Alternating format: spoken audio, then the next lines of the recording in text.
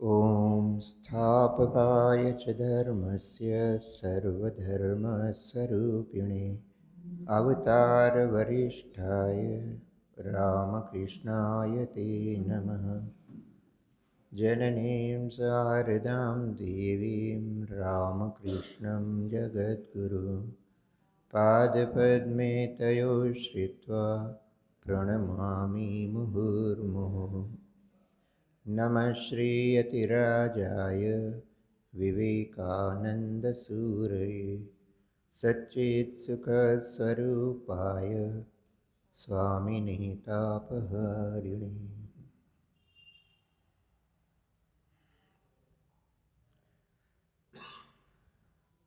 आज स्वामी विवेकानंद जी की 162वीं जन्मतिथि।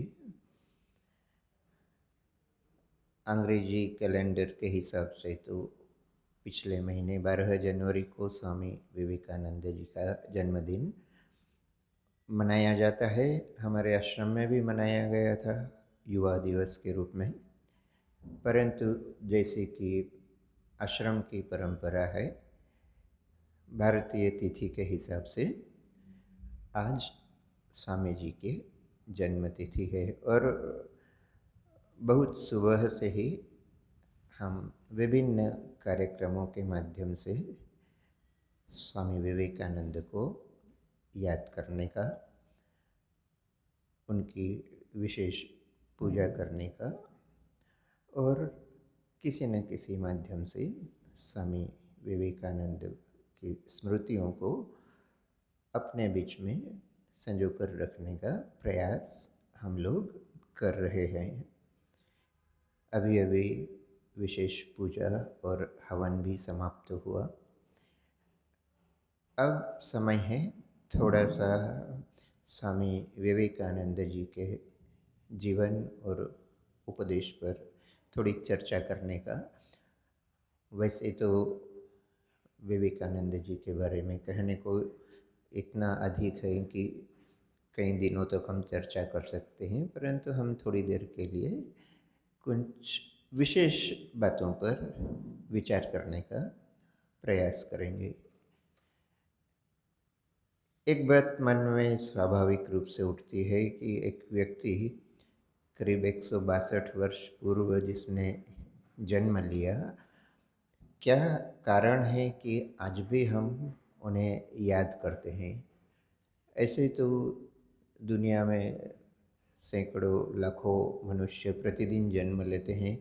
जिस दिन विवेकानंद जी ने जन्म लिया उस दिन भी पूरी दुनिया में हजारों लाखों बालकों ने जन्म लिया होगा, परंतु विवेकानंद को हम आज भी याद करते हैं। आध्यात्मिक रूप से देखा जाए या यदि हम उसे अधिक दैवी प्रकृति संपन्न कुछ बनाने का प्रयास करें तो वैसे भी उदाहरण है, क्योंकि हम देखते हैं कि स्वामी जी का जब जन्म हुआ, उनकी माता को कुछ कन्या संतानों का जन्म पहले हो चुका था। एक पुत्र संतान भी हुई थी, परंतु उसका देहावसान हो गया। तो स्वाभाविक रूप से और विशेषकर भारतीय समाज में और उस समय में तो माँओं के मन में हुआ ही करता था कि एक पुत्र अवश्य जन्म लेना चाहिए। तो माता भुवनेश्वरी देवी ने अपने किसी एक संबंधी को, जो कि वाराणसी में रहा करती थी, उन्हें कहकर वाराणसी के विश्वेश्वर शिव के यहाँ, वीरेश्वर शिव के यहाँ विशेष रूप से पूजा का आयोजन किया। वह जो संबंधी थी भुवनेश्वरी देवी की, वे प्रत्येक सोमवार को वाराणसी के वीरेश्वर शिव के मंदिर में विशेष पूजा का आयोजन किया करती थी। माता भुवनेश्वरी भी उपवास इत्यादि के माध्यम से भगवान शिव का ध्यान किया करती थी। और कहा जाता है कि 12 जनवरी 1863 को जिस बालक ने भुवनेश्वरी की कोख से जन्म लिया, वह भगवान शिव की ही इच्छा से, उनके ही वरदान से प्राप्त हुआ था।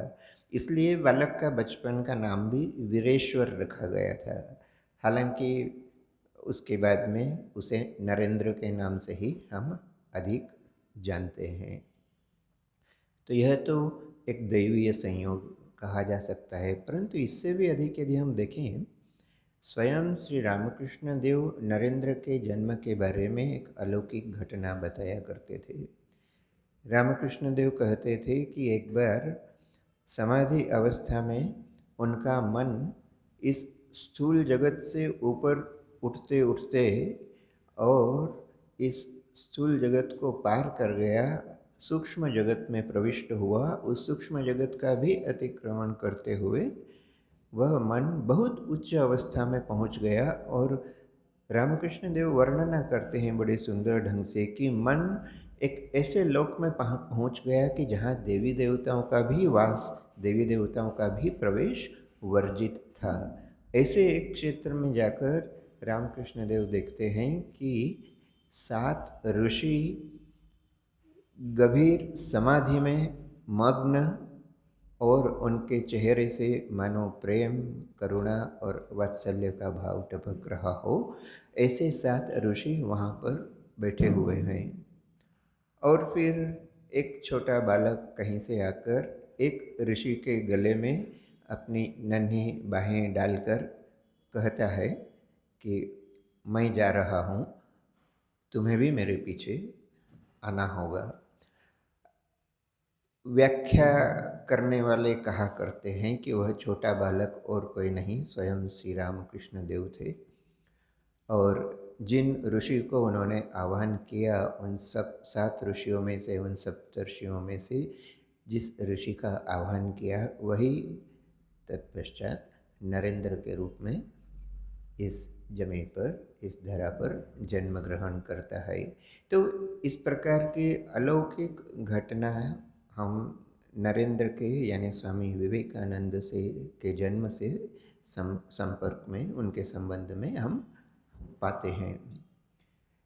परंतु किसी को भगवान का अवतार या भगवान के आशीर्वाद से संपन्न मान लेने से उनके प्रति हमारी श्रद्धा तो उपजती है, परंतु उनके उपदेशों का अनुकरण करते समय हम कहीं न कहीं बहाना खोजने लगते हैं कि ऐसे व्यक्ति तो भगवान के आशीर्वाद से, भगवान के अंश से जन्म ग्रहण करते हैं।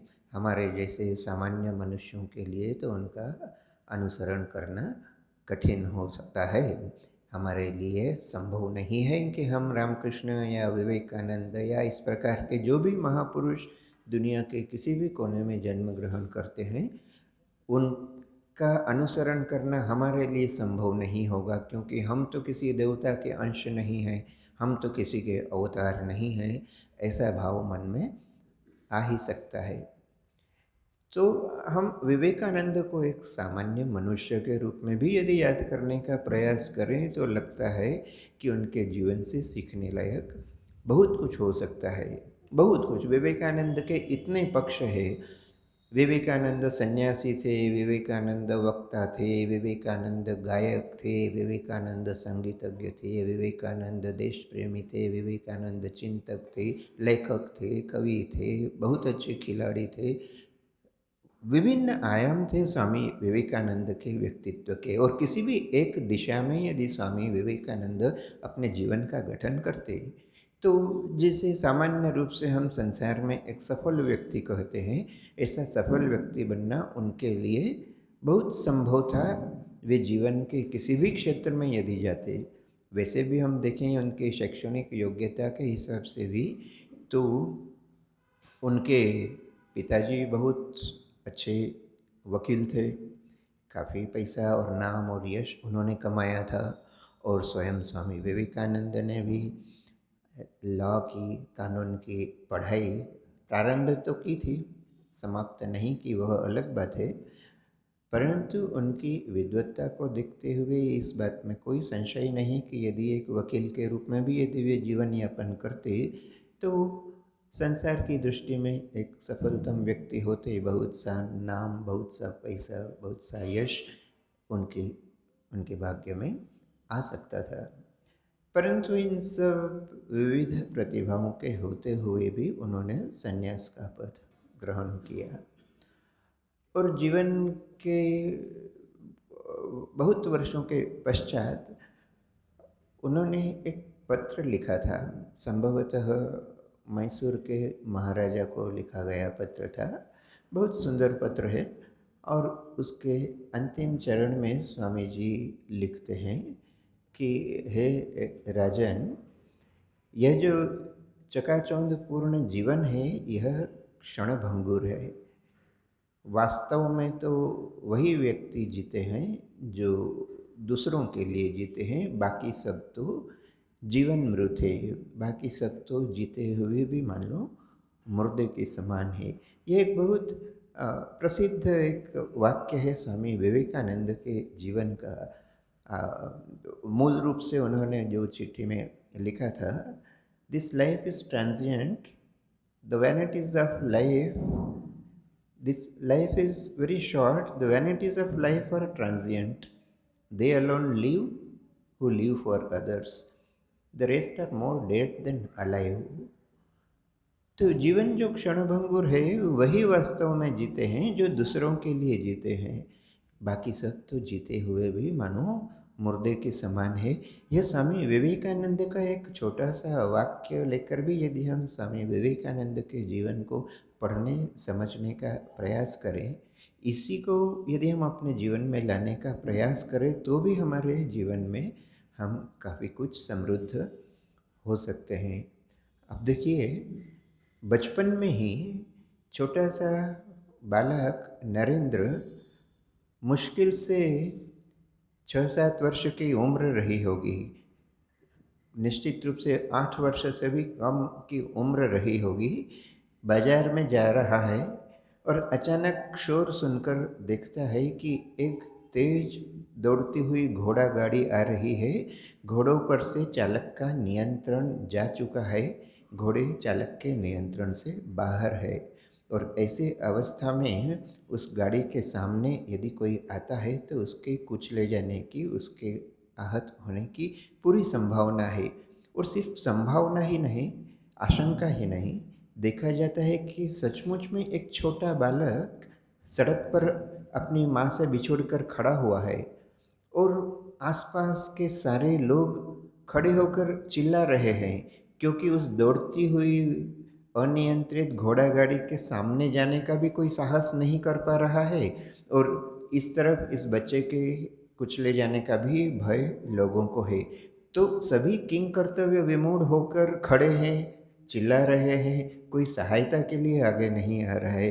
और नन्हा नरेंद्र, जिसे संसार की वास्तविक रूप से तब समझ भी उत्पन्न नहीं हुई होगी, परंतु ऐसा 7-8 वर्ष का नरेंद्र अचानक दौड़कर जाता है और इसके पहले कि वह बच्चा घोड़ों की लपेट में आए, उसने उस बच्चे को बचा लिया।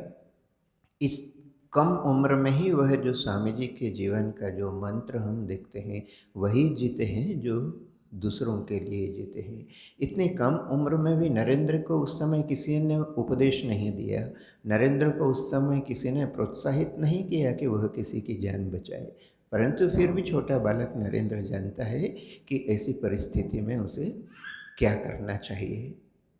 थोड़ा और बड़ा होता है, विद्यालय में शिक्षण प्रारंभ होता है और एक बार अपने विद्यालयीन छात्रों के साथ, अपने मित्रों के साथ नरेंद्र पिकनिक पर जाता है। कहीं किसी कलकत्ता में ही किसी एक दर्शनीय स्थल के लिए सभी लोग निकलते हैं। रास्ते में एक मित्र बीमार हो जाता है। अब आप कल्पना करके देखिए कि ऐसी परिस्थिति में सभी का गुस्सा, सभी का क्रोध या मन में थोड़ी झुंझलाहट का भाव तो ऐसे व्यक्ति के प्रति आ ही जाता है कि जो बीमार हो गया है, चल नहीं पा रहा है, रास्ते में रुक गया है और जिसके कारण से बाकी सब लोगों का भी बाहर जाना या किसी पिकनिक पर जाना, उनका भी वह प्रोग्राम खटाई में पड़ सकता है। परंतु नरेंद्र बाकी सब मित्रों को कहता है कि तुम लोग आगे जाओ, मैं इस परिस्थिति को संभालता हूँ। और वह अपने उस बीमार मित्र के पास बैठ जाता है, उसे ढाढ़स बंधाता है, उसे स्वस्थ करने का प्रयास करता है। तो यहाँ फिर हम वह उदाहरण देखते हैं स्वामी जी के जीवन का कि जो दूसरों के लिए जीते हैं। निश्चित रूप से हो सकता है बाहर जाने की योजना स्वयं नरेंद्र ने ही बनाई हो, किस प्रकार से वहाँ जाकर आनंद करना, यह विवेकानंद, यह नरेंद्र की ही योजना रही होगी। परंतु परिस्थितियों ने जब मोड़ लिया तो स्वयं के आनंद को त्याग कर और एक बीमार व्यक्ति की सहायता करना, इसके लिए किसी को, नरेंद्र को उपदेश देने की आवश्यकता नहीं पड़ी। और भी जब उम्र में बड़ा होता है नरेंद्र, जब महाविद्यालय में शिक्षण प्रारंभ होता है, देखता है अपने ही एक सहपाठी को जो गरीब है, परीक्षा की फीस जमा नहीं कर सकता और परीक्षा की फीस जमा नहीं होने से उसका एक वर्ष व्यर्थ ही जाएगा। और बहुत अनुनय विनय करने के पश्चात भी स्वयं नरेंद्र जाकर कॉलेज में जिन जिन व्यक्तियों से संपर्क किया जा सकता था, जिनके माध्यम से उस गरीब विद्यार्थी की, उस गरीब मित्र की फीस माफ़ कराई जा सकती थी, उस सब का प्रयास नरेंद्र ने किया, परंतु सफल नहीं हुआ। तब नरेंद्र एक युक्ति निकालते हैं, वह थोड़ा विस्तार का विषय है, परंतु जिस व्यक्ति के हाथ में फीस माफ़ करने की क्षमता थी, उस व्यक्ति की किसी व्यक्तिगत कमजोरी को नरेंद्र पकड़ते हैं और उसे उजागर करने का भय दिखाते हैं, और उस भय के कारण वह व्यक्ति इस बात के लिए मान जाता है कि नरेंद्र के उस मित्र की फीस माफ़ कर दी जाएगी। यानी किस प्रकार से लोगों की सहायता करना और उस सहायता के लिए क्या उपाय हो सकते हैं, उन उपायों की भी कल्पना करना और उस उपाय पर अमल करना, यह नरेंद्र के जीवन में हम बचपन से ही देख सकते हैं। परंतु फिर भी मन में, चूँकि उस समय थोड़ी अपरिपक्व अवस्था थी, अभी भी उम्र एक परिपक्व अवस्था में नहीं पहुँची थी, इसलिए संभवतः कहीं न कहीं मन में थोड़ा संशय रहता होगा। हम देखते हैं नरेंद्र का जीवन यदि हम पढ़कर देखें, नरेंद्र के पिता भी कोई कम उदार नहीं थे, पर बल्कि देखा जाए तो उस समय तो वे मानो नरेंद्र के आदर्श ही थे। नरेंद्र के पिता जितनी आय करते थे, जितना पैसा कमाते थे, उससे कहीं अधिक खर्च वे अपने परिवार पर और अपने रिश्तेदारों पर और ऐसे व्यक्ति जिन्हें मदद की आवश्यकता हो, सहायता की आवश्यकता हो, उन पर खर्च किया करते थे। और नरेंद्र कभी कभी इस बात को देखकर झुंझला भी जाते थे। एक बार तो उन्होंने अपने पिता से पूछ ही लिया कि आप बिना सोचे समझे क्यों इतनी मदद करते हैं, क्योंकि नरेंद्र की नज़र में आया था, नरेंद्र ने लक्ष्य किया था कि जिन लोगों के ऊपर नरेंद्र के पिता खर्च करते हैं, उनमें से कुछ लोग उस सहायता का दुरुपयोग भी करते हैं। जो पैसा नरेंद्र के पिताजी से मिलता है, उसका कुछ लोग नशा इत्यादि करने में दुरुपयोग करते हैं। तो नरेंद्र के मन में कहीं न कहीं झुंझलाहट आई और एक दिन उन्होंने पिता से पूछ ही लिया कि आप बिना सोचे समझे क्यों इतनी मदद करते हैं, लोग आपकी सहायता का गलत फ़ायदा उठाते हैं, इस बात का भी क्या आपको आभास है? और नरेंद्र के पिता ने बड़ा सुंदर जवाब दिया। नरेंद्र के पिता यह नहीं कहते कि अरे मुझे तो पता ही नहीं था, या अब मैं ऐसी सहायता करना बंद कर दूंगा। नरेंद्र के पिता विश्वनाथ दत्त नरेंद्र को कहते हैं कि तू अभी बालक है, संसार के दुख कष्ट का तुझे अभी क्या भान। जब तू बड़ा होकर संसार को समझेगा, संसार के दुख दर्द को समझेगा, तब ऐसे लोगों के ऊपर भी तेरे मन में करुणा का भाव आएगा। तब शायद तुझे समझ में आए कि यदि किसी भी प्रकार से किसी व्यक्ति की थोड़ी मदद की जाए इस संसार में, तो वही सार्थक है। और अब देखिए भविष्य का विवेकानंद, माने नरेंद्र जब भविष्य में विवेकानंद बनता है, वही विवेकानंद कहते हैं कि in this hell of the world, if for one day, for one moment, one person can be made happy, that alone is true. All else is simply, you can say, means I'm not quoting exact words, but जो विवेकानंद कहना चाहते हैं कि इस नारकीय जीवन में किसी एक मनुष्य को एक मुहूर्त के लिए भी यदि प्रसन्न कर दिया जाए तो वही जीवन की सार्थकता है, बाकी सब तो फालतू चीज़ें हैं। तो वह जो भविष्य का विवेकानंद तैयार हो रहा है उसके पीछे बहुत कुछ नरेंद्र के माँ पिताजी का भी योगदान रहा, और इसलिए हो सकता है कि सिर्फ उपदेशों से यह बात समझ में नहीं आती। उपदेश तो हम बच्चों को बचपन से बहुत कुछ दिया करते, प्रत्येक घरों में प्रत्येक छोटे बालक को बहुत कुछ उपदेश दिए जाते हैं, परंतु बालक उपदेश क्या दिया जा रहा है यह नहीं देखता, किन उपदेशों का पालन किया जा रहा है बड़ों द्वारा यह देखता है। और नरेंद्र के माँ और पिताजी के जीवन में यह जो उदारता थी, वह उदारता ही कहीं न कहीं नरेंद्र को विवेकानंद बनने में सहायता करती है। परंतु सिर्फ उपदेशों से तो शिक्षा संभव नहीं जब तक मनुष्य को व्यवहारिक शिक्षा नहीं मिले, और इसलिए शायद विधि का ऐसा ही विधान था कि जिन पिता के रहते नरेंद्र ने एक ऐश्वर्यपूर्ण जीवन, एक बड़ा ही सुखी जीवन जिया, एक दिन नरेंद्र के पिता का अचानक देहावसान हो जाता है।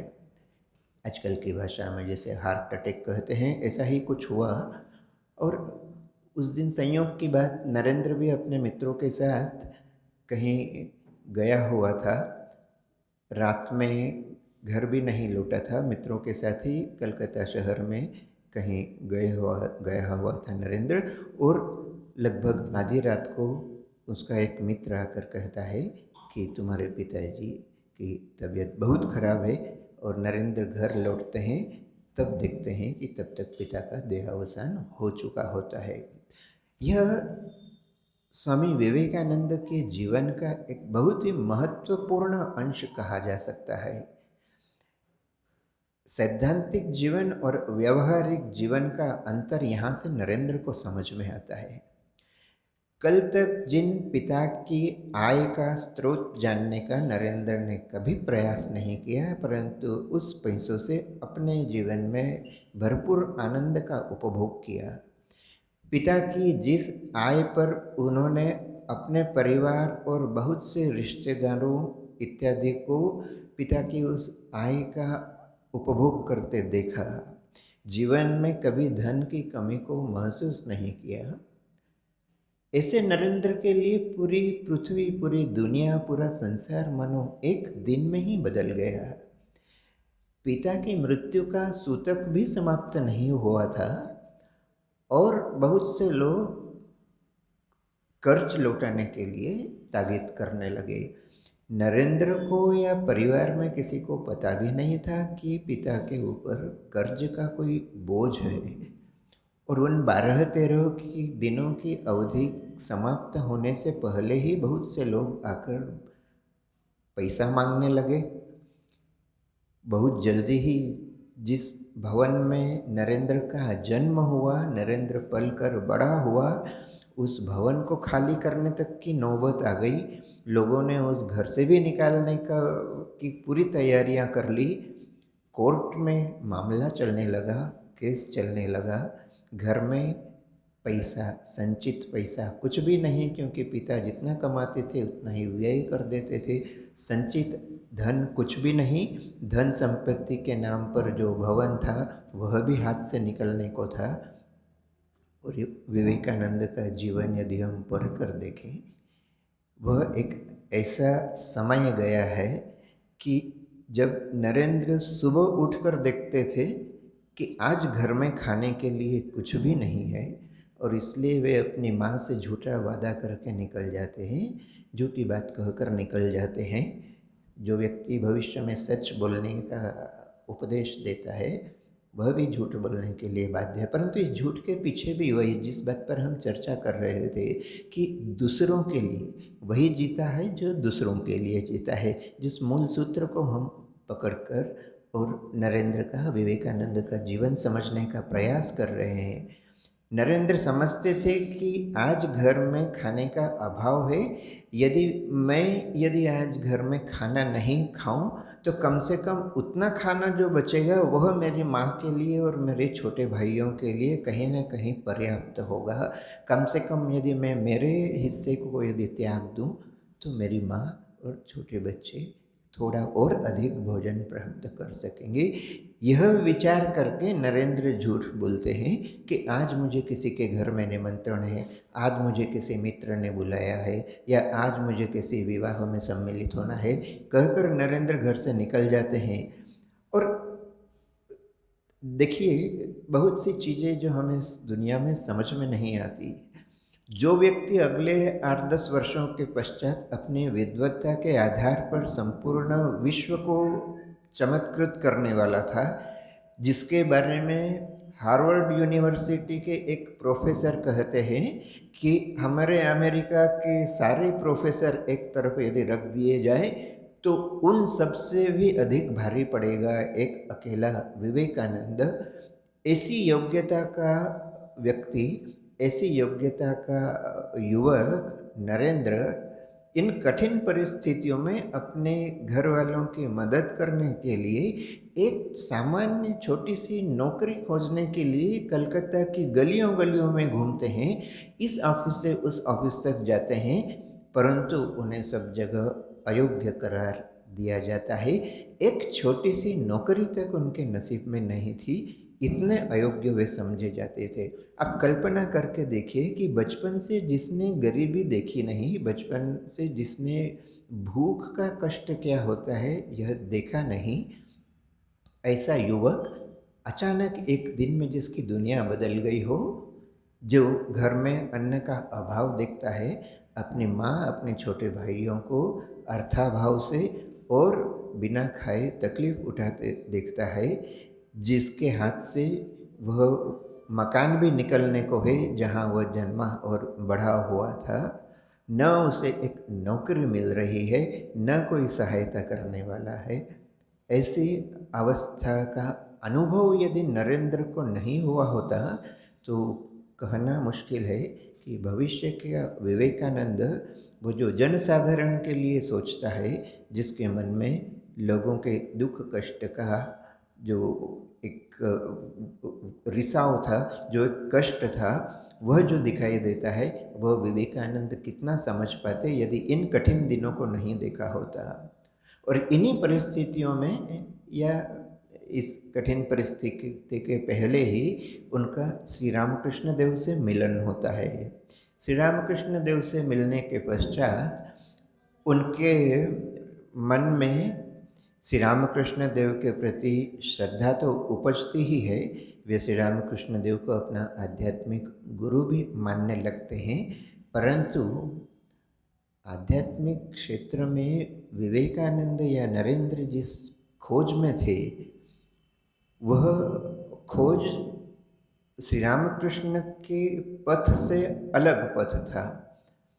श्री रामकृष्ण देव भक्ति के मार्ग से अग्रसर हुए थे, माँ काली उनके जीवन का सर्वस्व थी, परंतु नरेंद्र तो साकार ईश्वर में विश्वास नहीं करते। अब देखिए कि गुरु और शिष्य दोनों एक दूसरे को पसंद करते हैं, दोनों एक दूसरे को चाहते हैं। नरेंद्र जानता है कि ऐसा आध्यात्मिक व्यक्ति जीवन में मिलना संभव नहीं, दूसरा कोई। श्री रामकृष्ण भी जानते हैं कि इतना योग्य आध्यात्मिक शिष्य जगत में खोजना बड़ा कठिन है। और इस बीच में नरेंद्र की आर्थिक अवस्था, पारिवारिक अवस्था, जो अभी हम वर्णन कर रहे थे कि धन और भोजन के अभाव में अपने परिवारजनों को वे देख रहे थे, एक छोटी सी नौकरी उपलब्ध नहीं हो रही थी।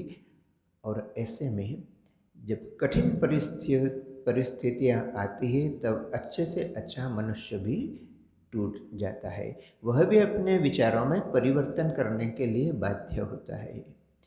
जो नरेंद्र निराकार ईश्वर में विश्वास करता था, जो नरेंद्र साकार ईश्वर में विश्वास ही नहीं करता था, जो श्री रामकृष्ण देव का सार्वजनिक रूप से उपहास तक करता था, कि आप जो माँ काली की बात करते हैं वह माँ काली आपके मन का भ्रम मात्र है। परंतु ये जीवन की इन कठिन परिस्थितियों में जब नरेंद्र पढ़ता है तो फिर उसे कहीं न कहीं लगता है श्री रामकृष्ण देव के पास एक बार जाकर सहायता की आशा की जा सकती है। नरेंद्र रामकृष्ण देव के पास जाकर कहता है, देखिए खुद नकाली को नहीं मानता है, पर नरेंद्र श्री रामकृष्ण देव से निवेदन करता है, अच्छा आप तो बड़े काली काली करते हैं, कहते हैं कि माँ काली आपको दर्शन देती है, माँ काली आपके हाथ से खाती है, तो माँ काली को कहिए ना मेरे घर का अभाव दूर करने के लिए। अब बारी श्री रामकृष्ण देव की थी। रामकृष्ण देव कहते हैं, देख मैं तो अपने लिए या दूसरों के लिए ऐसी कोई सांसारिक वस्तु भगवान से कभी मांगता नहीं। तू एक काम क्यों नहीं करता? आज मंगलवार है, हम सभी जानते हैं मंगलवार और शनिवार देवी के विशेष दिन माने जाते हैं। उस दिन संयोगवश मंगलवार रहा होगा तो नरेंद्र को कहते हैं श्री रामकृष्ण देव, आज मंगलवार है, आज रात को तू जाकर स्वयं माँ काली से क्यों नहीं मांगता जो कुछ तुझे चाहिए। अब जीवन की उन परिस्थितियों का अनुभव कीजिए जब एक युवक सारा दिन, और सारा दिन क्यों, संभवतः कुछ दिन बिना खाए पिए बिता रहा है, इसके बावजूद भी अपने घर वालों का कष्ट किसी भी प्रकार से कम नहीं कर पा रहा है।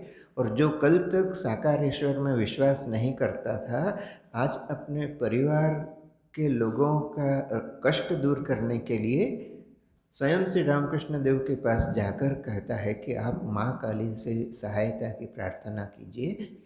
जब रामकृष्ण देव कहते हैं कि तू खुद क्यों नहीं जाता, तो नरेंद्र अपना अहंकार छोड़कर, देखिए यहाँ फिर झूठे अहंकार की बात आती है। यदि सामान्य व्यक्ति जिसमें अहंकार हो, हम में बहुत से लोग ऐसे होते हैं ना आज भी, और आजकल तो बड़ा फैशन हो गया है कि हम नास्तिक हैं, हम ईश्वर में विश्वास नहीं करते।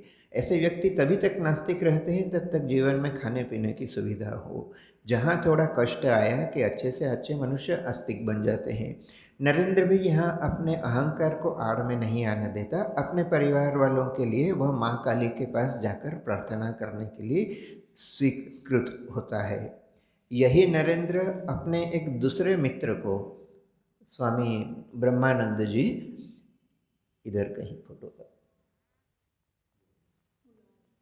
इधर सबसे पहला फोटो जिनका है स्वामी ब्रह्मानंद जी, जिन्हें राखाल नाम से भी जाना जाता था। नरेंद्र और राखाल बड़े अच्छे मित्र थे, दोनों ब्राह्म समाज में जाया करते थे। और चूंकि ब्राह्म समाज में जाते थे इसलिए एक प्रकार का प्रण किया हुआ था ब्राह्म समाज के नियमों के अनुसार कि किसी मूर्ति के आगे सिर नहीं झुकाएंगे।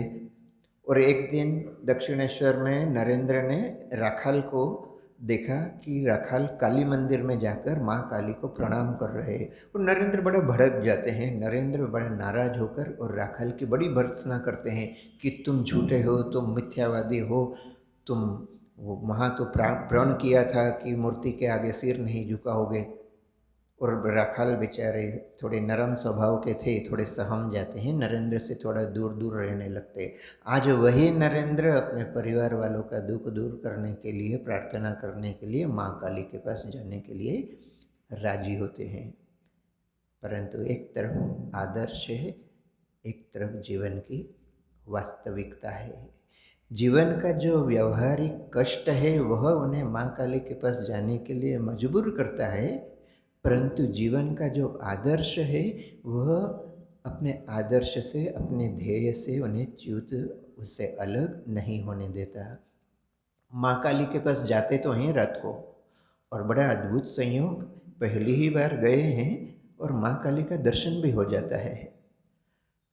अब माँ काली का दर्शन पाकर नरेंद्र इतने भाव विवल हो जाते हैं, कल तक वे जिसे सिर्फ पत्थर मानते थे, कल तक जो एक पाषाण प्रतिमा थी, वह सचमुच में एक जीवित कोई व्यक्ति हो सकता है, जीवंत रूप में माँ दर्शन दे सकती है, यह उनकी कल्पना से भी बाहर की बात थी। परंतु ऐसा हुआ, और ऐसा हुआ तो नरेंद्र के मुंह से क्या प्रार्थना निकली? नरेंद्र कहते हैं कि माँ मुझे ज्ञान दे, माँ मुझे भक्ति दे, माँ मुझे वैराग्य दे। नरेंद्र यह नहीं कहते कि माँ मुझे नौकरी दे, माँ मुझे पैसा दे, मुझे रहने खाने के लिए मेरी व्यवस्था। यकीन करके देखिए, विश्वास करके देखिए, हम लोग जो अपने आप को आध्यात्मिक मानते हैं, हम लोग अपने आप को बड़ा भक्त मानते हैं और बरसों तक हम भगवान की पूजा अर्चना करते हैं। यदि एक दिन अचानक ईश्वर हमारे सामने उपस्थित होकर कहे कि मांगो, क्या मांगते हो, हम क्या मांगेंगे? उत्तर हम नहीं दे रहे, अपने अपने मन में यदि हम स्वयं विचार करके देखें तो नरेंद्र उस कठिन परिस्थिति में भी, किंतु नरेंद्र के मुंह से यह नहीं निकला कि मुझे धन चाहिए। बहाना हो सकता था, अच्छा मुझे परिवार, मैंने अपने लिए नहीं मांगा, मैं तो अपने परिवार वालों के लिए मांग रहा हूँ, मैं तो अपने स्वजन, अपनी माँ, अपने भाइयों के लिए मांग रहा हूँ। परंतु नरेंद्र तब भी कहता है, माँ मुझे ज्ञान दो, माँ मुझे वैराग्य दो, माँ मुझे भक्ति दो। और एक बार नहीं, जब वे उस मानो एक नशे की घोर में थे, माँ का दर्शन पाकर एक प्रकार से मानो नशा उनके हो गया था, वे उस परिस्थिति में ही लौटकर श्री रामकृष्ण देव के पास आते हैं। और इधर रामकृष्ण देव बड़े चिंतित है कि नरेंद्र माँ काली के पास गया है, पता नहीं क्या मांगेगा। धन यदि मांगता, क्योंकि धन मांगने तो गया ही था नरेंद्र को, रामकृष्ण देव को पता ही है, परंतु यदि धन मांग लेता है तो कहीं ना कहीं रामकृष्ण देव भले प्रकट रूप से कुछ नहीं कहते, पर मन में संभवतः उन्हें दुख ही होता है। और नरेंद्र जब लौट कर आता है, इसलिए रामकृष्ण देव पूछते हैं कि अरे मांग लिया? तब मानो नरेंद्र को होश आया, बोले मैं क्या मांगने गया था और क्या मांग कर आया हूँ। तब रामकृष्ण देव कहते हैं, अरे तू कैसा पगला है, जिस बात के लिए गया वह तो कर ही नहीं पाया, जा जा फिर से एक बार जा। दूसरी बार फिर से भेजते हैं, दूसरी बार फिर नरेंद्र जाते हैं, दूसरी बार भी माँ काली स्वयं उपस्थित होती है, दूसरी बार भी माँ कहती हैं बोल क्या चाहिए, और दूसरी बार भी नरेंद्र कहते हैं कि मुझे ज्ञान दो, वैराग्य दो, भक्ति दो। फिर लौट कर आते हैं, फिर रामकृष्ण देव पूछते हैं, इस बार तो मांग लिया? नरेंद्र कहता है नहीं, पता नहीं वहाँ जाकर क्या हो जाता है। तीसरी बार भेजा, तीसरी बार जाना बड़ा महत्वपूर्ण है। तीसरी बार फिर नरेंद्र जाते हैं, फिर माँ काली दर्शन देती है, फिर माँ बोलती है बोल क्या चाहिए। इस बार नरेंद्र भूलते नहीं हैं। इस बार नरेंद्र को याद है कि वो क्यों आए हैं। पिछले दोनों बार मानो वे भूल गए थे, इसलिए मन की बात सामने आई थी। तीसरी बार उन्हें याद है कि वे क्यों आए हैं। उसके बाद भी नरेंद्र कहते हैं, माँ मुझे ज्ञान दे, वैराग्य दे, भक्ति। यह नरेंद्र की विशेषता है। यह सामान्य व्यक्ति और नरेंद्र के बीच का अंतर है। और इसलिए तीसरी बार जब वे पुनः श्री रामकृष्ण देव के पास आते हैं, और इस बार जब रामकृष्ण देव ने कहा कि अब तो हो गया तेरा काम, नरेंद्र कहते हैं कि नहीं, मैं माँ से संसार की कोई वस्तु नहीं मांग सका, मैं मांग सकता भी नहीं, परंतु घर वालों का कष्ट जो है वह भी एक व्यावहारिक सत्य है, उसका उपाय आपको ही निकालना होगा। मैं माँ से नहीं मांग सकता, मैं आपसे मांग सकता हूँ। और तब श्री रामकृष्ण देव बड़े प्रसन्न होते हैं। वे कहते हैं ठीक है। अच्छा, बड़े प्रसन्न होकर भी, ये तो गुरु थे, स्वयं माँ काली से उनका संपर्क था, दुनिया की कोई भी वस्तु नरेंद्र को दे सकते थे। तो श्री रामकृष्ण देव भी नहीं कहते कि जा तू ऐश्वर्य में रहेगा और तू भरपूर पैसा, नाम, यश होगा। श्री रामकृष्ण देव भी यही आशीर्वाद करते हैं कि एक मोटा अन्न वस्त्र का कोई अभाव नहीं होगा तेरे घर वालों को, इतना ही मात्र वे आशीर्वाद करते हैं। तो नरेंद्र के मन में जो दूसरों के प्रति जीने का, दूसरों के प्रति आत्मोत्सर्ग करने का भाव था, वह जीवन के प्रतिपल में देखा जाता है। इससे भी बड़ा और उदाहरण, वह भी एक बड़ी कठिन परीक्षा है। जब तक रामकृष्ण देव और नरेंद्र एक दूसरे के संपर्क में थे, तब तक एक दूसरे की मनोपरीक्षा लेते रहते थे। नरेंद्र ने आंख मूंद कर रामकृष्ण देव को गुरु नहीं बनाया, रामकृष्ण देव ने भी यूं ही नरेंद्र को अपना योग्यतम उत्तराधिकारी नहीं स्वीकारा। दोनों एक दूसरे की परीक्षा लिया करते थे। और रामकृष्ण देव के जीवन के अंतिम क्षणों में हम देखते हैं कि उन्होंने एक और कठिन परीक्षा ली। वह कठिन परीक्षा क्या कि अपने देहावसान के कुछ दिनों के पूर्व रामकृष्ण देव नरेंद्र को बुलाकर कहते हैं, अच्छा सुन, मैंने अपने जीवन में जो साधनाएं की हैं उसके बल पर मुझे अष्ट सिद्धियां प्राप्त हुई है। मेरा तो इस जीवन में उन अष्ट सिद्धियों से कोई सरोकार नहीं रहा, परंतु तुझे भविष्य में बड़े काम करना होंगे, तो तू कहे तो मैं सारी सिद्धियां तुझे दे दूं। सोचिए, वो घर वालों के लिए नौकरी मांगने से भी अधिक आकर्षण की वस्तु यह थी। अधिकतर लोग आध्यात्मिक साधना भी इसीलिए करते हैं कि यदि कहीं कोई सिद्धि मिल जाए, यदि कहीं हाथ में थोड़ा हाथ घुमाकर और यदि एक सिक्का की एक राख या कुछ भी थोड़ा निकाल कर यदि लोगों को बता पाए, तो उतना चमत्कार दिखाकर तो हम बहुत बड़े संत कहे जा सकते हैं, बहुत हमारी प्रसिद्धि हो सकती है। और बहुत से लोगों के आध्यात्मिक साधना का उद्देश्य ही होता है कि ऐसी कोई सिद्धि प्राप्त कर लेना। आप कुछ बोलें और किसी के जीवन में कुछ फल जाए। लोग तो साधु महात्माओं के पास भी इसीलिए जाते हैं कि आप कुछ कर दीजिए। मुझे अभी याद आता है, कुछ दिन पहले दिल्ली जा रहा था, ट्रेन में मेरे समीप ही एक व्यक्ति बैठा था हुआ मेरी सीट के पास में। तो बड़ी अच्छी अच्छी बात, स्वामी जी मैं संतों को बड़ी श्रद्धा करता हूँ, ये वो। फिर कुछ देर बाद बोला, आप मेरा हाथ देख कर कुछ बताएंगे कुछ? तो लोगों के पास, संत महात्माओं के पास जाने का भी यही एक उद्देश्य होता है कि कुछ न कुछ मिल जाए। और इसलिए महात्मा लोग भी कोशिश करते हैं कि जीवन में ऐसा कुछ कर लें कि मेरे बोलने से, मेरे कुछ करने से यदि किसी के जीवन में कुछ हो जाए, ताकि हमारी बड़ी प्रसिद्धि हो, हम बड़े प्रसिद्ध हो जाएंगे। यहाँ बिना किसी प्रयास के नरेंद्र को एक नहीं अष्ट सिद्धियाँ प्राप्त हो रही है। और नरेंद्र श्री रामकृष्ण देव से एक ही बात कहते, क्या कि इन सिद्धियों के से मेरे जीवन में ईश्वर लाभ होगा, क्या कुछ आध्यात्मिक उन्नति होगी? रामकृष्ण देव परीक्षा भले ले रहे थे, परंतु झूठ तो नहीं बोल सकते। इसलिए वे कहते कि नहीं, आध्यात्मिक जीवन में कोई सहायता नहीं मिलेगी, इससे कोई ईश्वर दर्शन नहीं मिलेगा, बल्कि इन सिद्धियों के माध्यम से बहुत से लोग ईश्वर से दूर ही चले जाते हैं। तो जैसे ही नरेंद्र ने यह उत्तर सुना, नरेंद्र कहते, मुझे ऐसी किसी सिद्धि की आवश्यकता नहीं है। यह जो विवेक उनके जीवन में सर्वदा देखा जाता है, क्या सच है, क्या झूठ है, क्या नित्य है, क्या अनित्य है, क्या ग्रहण योग्य है, क्या वर्जन योग्य है, यह विवेक ही नरेंद्र को विवेकानंद बनाता है। और इसीलिए वही विवेकानंद जब संपूर्ण भारत का भ्रमण करते हैं, उद्देश्य तो था ईश्वर की प्राप्ति। ईश्वर के दर्शन के लिए उन्होंने घर छोड़ा, समाज छोड़ा, परिवार छोड़ा। परंतु वही विवेकानंद जब भारत भ्रमण करते हुए कन्याकुमारी पहुंचते हैं, तब उनके ध्यान की वस्तु ईश्वर नहीं, तब उनके ध्यान की वस्तु वे लाखों करोड़ों भारतीय हो जाते हैं, जिन्हें 24 घंटा रात दिन मेहनत करने के पश्चात भी भरपेट भोजन तक नसीब नहीं होता। यह है विवेकानंद।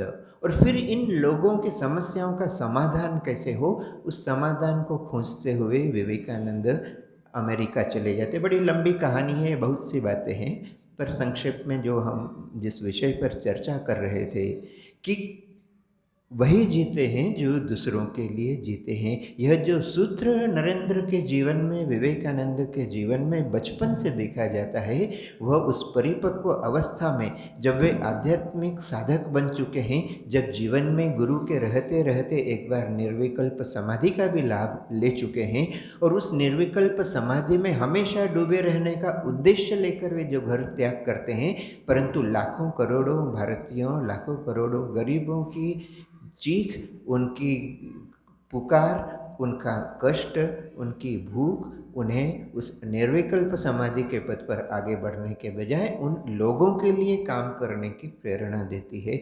और इसलिए वे अपने मोक्ष या अपने ईश्वर लाभ की चिंता छोड़कर वे फिर अमेरिका जाते हैं। फिर वहाँ से लौटकर रामकृष्ण मिशन नामक इस संस्था का निर्माण करते हैं। इस संस्था का उद्देश्य भी वे वही देते हैं, आत्मनो मोक्षार्थम जगत हिताय च। देखिए, अपने मोक्ष को छोड़ने के लिए विवेकानंद नहीं कहते। यह एक बहुत बड़ी दूसरी गलती है कि बहुत से लोग समाज सेवा का काम करते हैं और कहते हैं कि विवेकानंद ने कहा है। विवेकानंद ने लोगों की सहायता के समाज सेवा के लिए अवश्य कहा है, परंतु विवेकानंद ने अपने मोक्ष का त्याग करने के लिए भी नहीं कहा। इसलिए विवेकानंद ने रामकृष्ण मिशन का भी जो उद्देश्य दिया, आत्मनो मोक्षार्थम जगत हिताय च, अपने मोक्ष की भी साधना करना है, जगत के हित के भी साधना करना है। तो विवेकानंद ने इस बात का ध्यान रखा, उनके जीवन के अंतिम क्षणों तक उन्होंने अपना जीवन दूसरों के लिए जिया। इसलिए हम विवेकानंद को याद करते हैं। सिर्फ एक उच्च कोटि के साधक थे, आध्यात्मिक व्यक्ति थे, उन्होंने अपने जीवन में ईश्वर दर्शन किया, उन्होंने निर्विकल्प समाधि प्राप्त की। इसलिए विवेकानंद को याद नहीं करते हम याद इसलिए करते हैं कि उन्होंने अपने व्यक्तिगत जीवन का वह मोक्ष साधन तो किया, परंतु साथ ही साथ लोगों के लिए भी उन्होंने जीवन बिताया, और उन्होंने इस बात को सुनिश्चित किया कि उनके जाने के पश्चात भी यह धारा बनी रहे। इसीलिए वे एक संस्था का निर्माण करके गए, और उस संस्था का उद्देश्य भी जैसा हमने बताया कि स्वयं की भी मोक्ष साधना और दूसरों का भी उपकार हो। इस उद्देश्य को न सिर्फ विवेकानंद ने जिया, इस उद्देश्य को न सिर्फ उन्होंने अपने शिष्यों में प्रसारित किया, बल्कि आने वाली कई पीढ़ियों तक यह चलता रहे। इस संघ की स्थापना के बाद स्वयं विवेकानंद ने कहा था कि यह संघ करीब 1500 वर्ष तक कार्य करेगा। तो आने वाली कई सदियों तक यह अपने मोक्ष की और समाज के भी सहायता करने की धारा बनी रहे, इसीलिए विवेकानंद ने प्रयास किया, और इसीलिए हम विवेकानंद को आज भी स्मरण करते हैं। जैसा कि प्रारंभ में ही कहा, विवेकानंद के जीवन से पढ़ने सुनने सीखने लायक तो सैकड़ों चीज़ें हो सकती है, परंतु आज जिस विषय पर हमने विचार किया, जिस उपदेश का विवेकानंद ने भी पालन किया कि जीवन क्षण भंगुर है, परंतु वही जीते हैं जो दूसरों के लिए जीते हैं। अपने मन वचन कर्म से वे यह जो उपदेश खुद जीकर गए, हमारे लिए जो धरोहर छोड़कर गए, उस पर हम विचार करें, और आज के इस शुभ दिन उनसे प्रार्थना करें कि हम भी इस उपदेश का जीवन में कुछ हद तक तो पालन कर पाए, ताकि हमारा जीवन सार्थक हो। इसी आशा और प्रार्थना के साथ हम स्वामी विवेकानंद से यह आशीर्वाद चाहेंगे कि हम उनके उपदेशों का यथासंभव अपने जीवन में पालन कर सके। यही प्रार्थना और आशा हम भगवान श्री रामकृष्ण देव और माँ शारदा से भी करते हैं। ओम शांति शांति शांति। हरि ओम तत्सत्। श्री राम कृष्णार्पणमस्तु।